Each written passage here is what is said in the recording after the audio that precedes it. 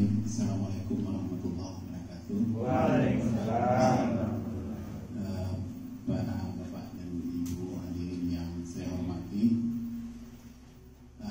seperti kata Bu Nani tadi, memang tanaman itu memang tidak ada bisa berkomunikasi ya, tapi secara lahiriah dia butuh kasih sayang juga. Makanya jadi ahli hama dan penyakit tanaman itu lebih susah daripada jadi dokter manusia, karena kita tidak bisa menanyakan apa keluhannya. Kalau dokter kan kalau mau berobat sakitnya apa, tenggorokannya, makannya enak. Kalau tanaman nggak bisa ditanyain Pak ya. Jadi tapi dulunya lebih sedikit jadi ahli penyakit tanaman. Karena tanaman kalau mati orang cuek aja, tapi kalau manusia mati orang mau habis-habisan untuk mengurusnya. Jadi mungkin masalahnya memang kita ini kayak buah simalakama ya. Ada satu pihak yang mensupport dengan segala macam yang anorganik ya. Kalau dulu saya masih SMA itu ada Pancawusa tadi, kasih racun sebanyak-banyaknya, kasih pupuk sebanyak-banyaknya, itu ada program dulu kan.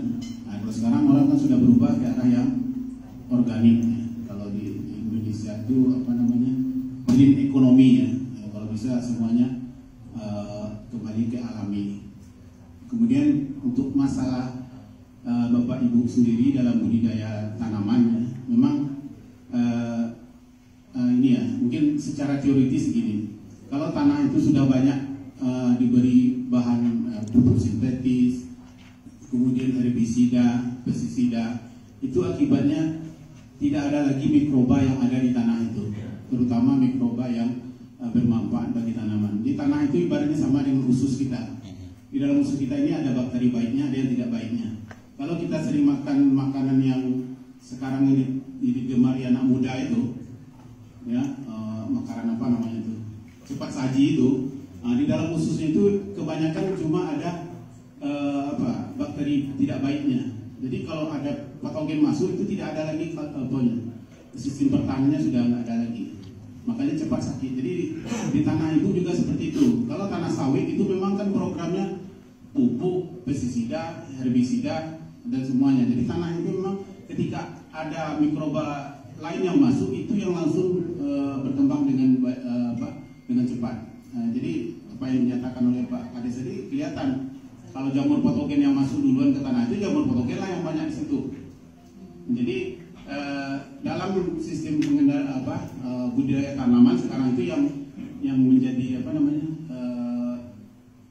programnya itu di awal budidaya itu diawali dengan melihat dulu kondisi tanahnya. Selama ini kan diabaikan ya, tanah itu dianggap baik-baik saja padahal tidak baik-baik saja. Jadi kita harus mungkin benar kata Pak Kades, mungkin kalau mau sesuai dengan prosedur yang benar, mungkin tanah itu memang harus dianalisa dulu. Ada patogennya enggak, kandungan haranya berapa, jadi sehingga kita bisa memprediksi pupuknya berapa, kemudian tanah ini sebelum ditanam harus diberi apa.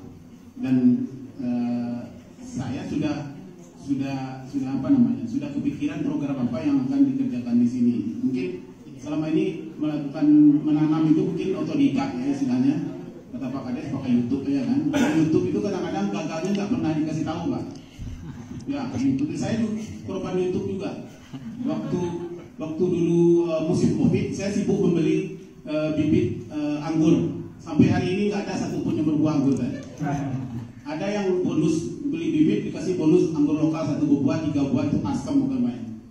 Nah, kalau di YouTube ini yang dipercaya kadang-kadang itu cerita sukses yang gagalnya videonya dibuang. Jadi mungkin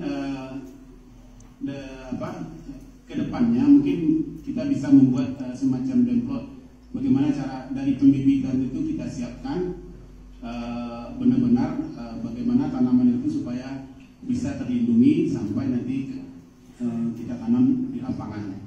Jadi memang kalau saya juga sering diundang oleh karantina ya. Nah, nanti kalau di karantina itu kalau ngasih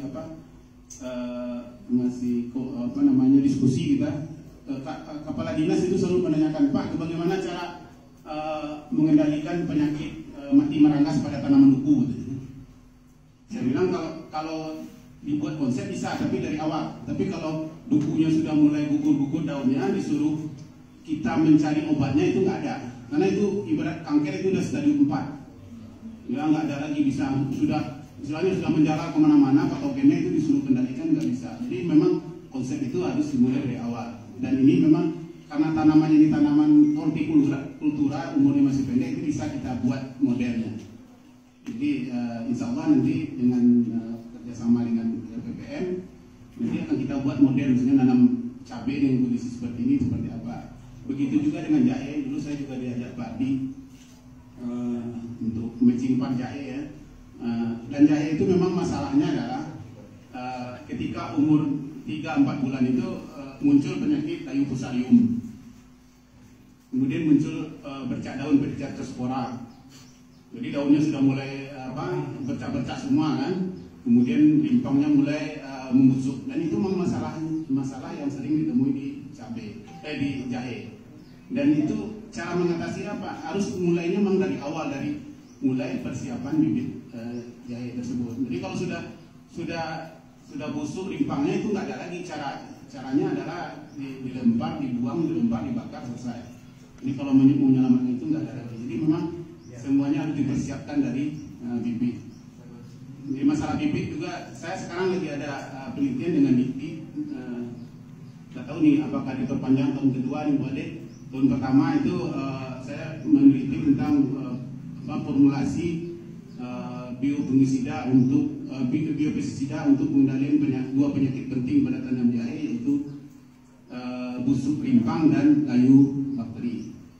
Ini nanti mungkin bisa kita coba juga produk itu di sini karena memang sudah ada produknya. Nah, nanti kita coba aplikasi gimana hasilnya. Jadi kalau bibit ada, sebenarnya bibit itu ada yang sertifikasi. Saya kemarin dapat bibit yang sertifikat dari penangkar bibit dari Balitro. Kalau yang selama ini beredar itu kan kadang-kadang bibit-bibit dari masyarakat yang nggak jelas juga, kadang-kadang asal usulnya di mana. Kalau ada bibit unggul sebenarnya yang khusus untuk jahe itu dari Balai Tanaman Rempah dan Obat. Jadi nanti bisa kalau ingin pengembangan dalam besar nanti bisa kita besar di sana. Oke, mungkin itu sedikit pengantar ya saya. Terima kasih.